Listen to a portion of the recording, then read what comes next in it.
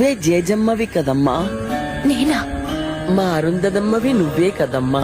తెలుగు తక్కువగా మాట్లాడద్దు చంద్రమా. నన్ను పిచ్చిదానిగా చేయకండి. నేను జేజమ్మని కాదు. కాదు.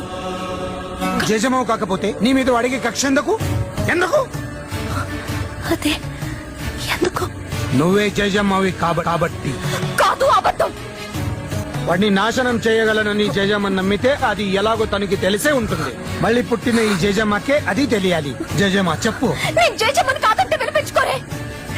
నా చుట్టూ ఈ కట్టు కదలేంటి? నీ చుట్టూ రగులుతున్న ఈ వినాశనం అబద్ధమా?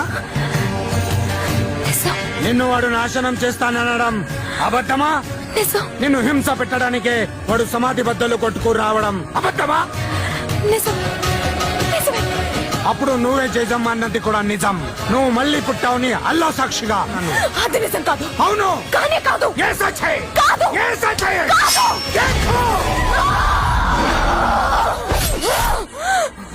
మాట నిలుపుకొంటివమ్మా జేజమ్మ, మళ్ళీ జన్మ ఎత్తినావమ్మా.